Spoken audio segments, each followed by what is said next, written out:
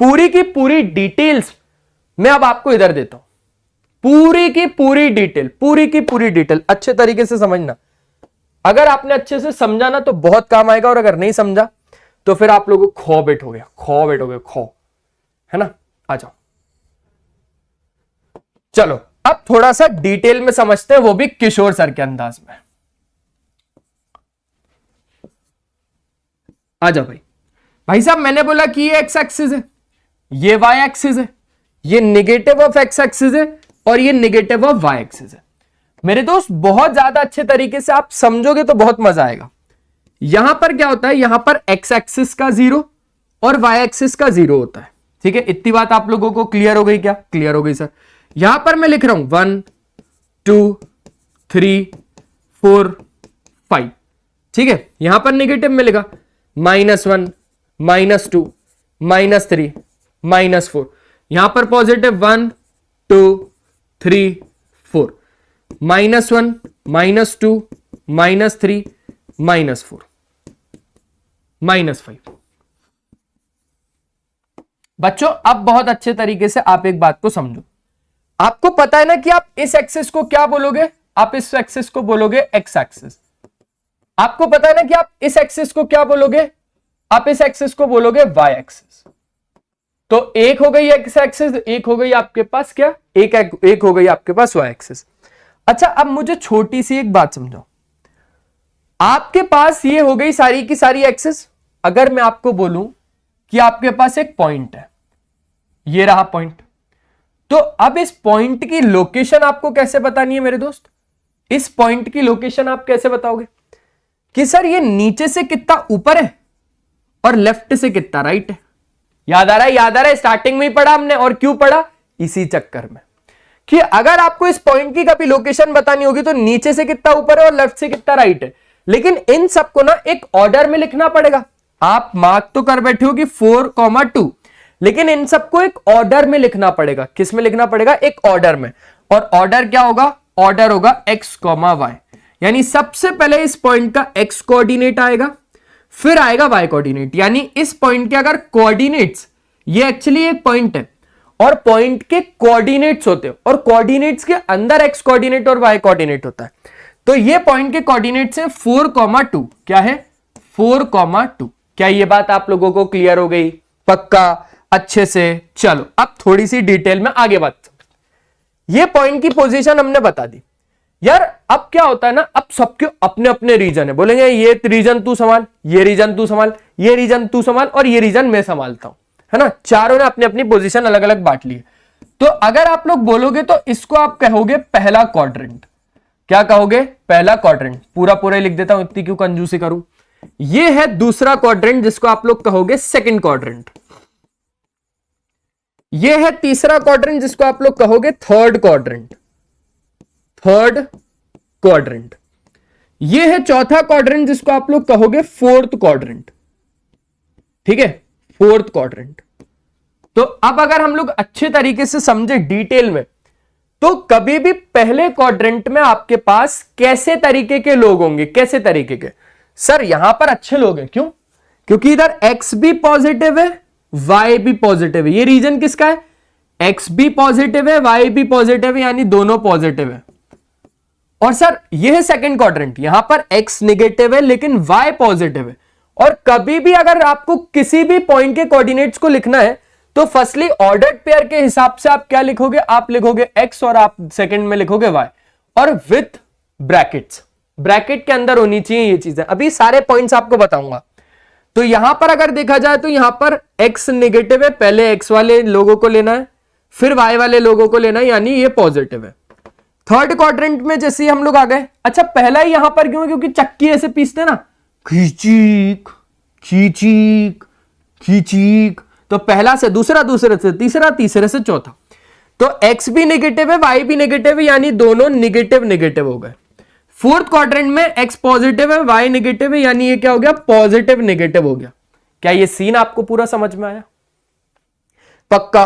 अच्छे तरीके से एक एक पूरा डिटेल में, यानी पूरा यहां पर अगर समझ लेना पूरा चैप्टर ही खत्म हो जाएगा। पूरा चैप्टर ही यहां पर खत्म हो जाएगा बच्चों, पूरा चैप्टर। चलो अब यहां पर ना कुछ बातें अच्छे से लिख लेते हैं। जो कि बहुत ज्यादा काम किए, हद ज्यादा काम किए, जो कि आधे से ज्यादा तो मैंने आप लोगों को बता ही दिया। तो क्या होता है ना, कोई भी पॉइंट की पोजीशन अगर आपको बतानी है तो आपको ये बताना पड़ेगा वो लेफ्ट से कितना राइट है, नीचे से कितना ऊपर है। ठीक है, ओके।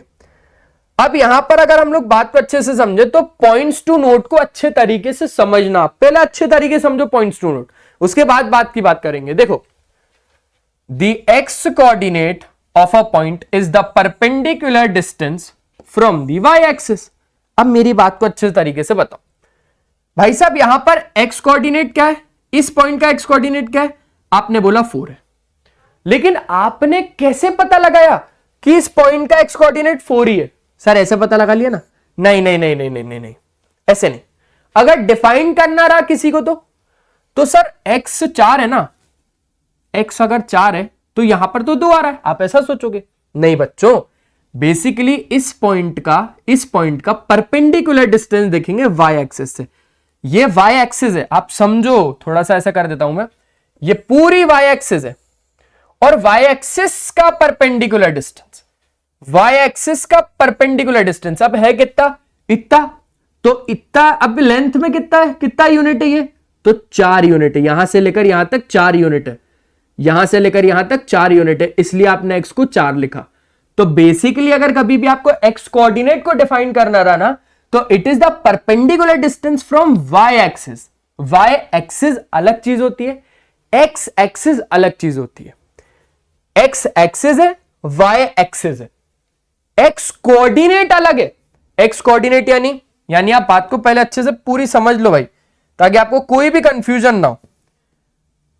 देखो, ये पूरी x एक्सिस है और x एक्सिस के अंदर जो लोग है ना वो x कोऑर्डिनेट है, ये x कोऑर्डिनेट है, ये x coordinate, x coordinate, x coordinate, x coordinate, लेकिन ये पूरी एक्सिस x एक्सिस। जैसे क्या, जैसे एक दुकान होती है ना, तो वो दुकान है, वो दुकान एक्सिस है, लेकिन वो जो दुकान में सामान है ना, जैसे मान के चलो कि कपड़े की दुकान है, पूरी कपड़े की दुकान को आप एक्सिस बोल रहे हो यहां पर। लेकिन अगर हम कपड़े की दुकान में एक टी शर्ट की बात करें तो वो एक टी शर्ट कोऑर्डिनेट है, समझ गए?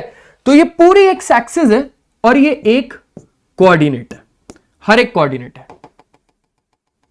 चलो बढ़िया, बहुत अच्छे से आप लोग ये चीज तो समझ गए। सिमिलरली भाई वाई कोऑर्डिनेट क्या है, वाई कोऑर्डिनेट परपेंडिकुलर डिस्टेंस है फ्रॉम द एक्स एक्सिस का।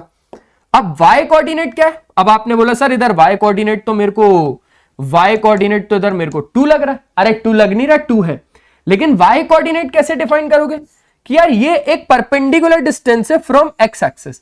देखो x एक्सिस का परपेंडिकुलर डिस्टेंस है ना, ये इतना ही था ना डिस्टेंस, तो x एक्सिस का परपेंडिकुलर डिस्टेंस।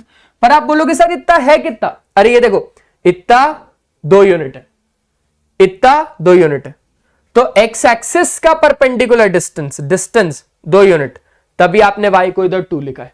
समझ में आया? तो पहली चीज तो आपको ये याद होनी चाहिए कि perpendicular distance from x axis is your y coordinate, और perpendicular distance from x axis से परपेंडिकुलर डिस्टेंस आपका y कोऑर्डिनेट होगा, और y एक्सिस से परपेंडिकुलर डिस्टेंस, y एक्सिस से perpendicular distance is your x coordinate, इसलिए आपने इधर 4 लिखा।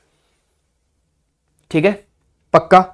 पहली चीज आपको ये समझ में आ गई, दूसरी भी आ गई, तीसरा समझते हैं बच्चों। x कोऑर्डिनेट को आप और क्या बोलते हो, x कोऑर्डिनेट को और आप क्या बोलते हो, एब्सिसा बोलते हो। क्या बोलते हो? x कोऑर्डिनेट को आप एब्सिसा बोलते हो, और y कोऑर्डिनेट को आप और क्या बोलते हो, ऑर्डिनेट बोलते हो, ऑर्डिनेट बोलते हो। क्या ये चीज आपको समझ में आ गई? क्या ये चीज आपको समझ में आई? एक्स कोऑर्डिनेट को आप एब्सिसा बोलते हो, वाई कोऑर्डिनेट को आप ऑर्डिनेट बोलते हो। That's it. क्लियर हो गई बात? क्लियर हो गई सर। बच्चों, in stating the coordinates of a point in the coordinate plane the x coordinate comes first.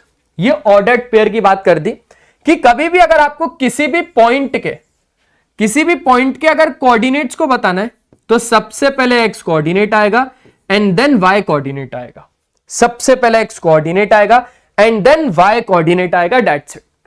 लेकिन इसने एक बात और बोली, we places the coordinates in brackets. तो ब्रैकेट्स में लिखना है कोऑर्डिनेट्स को।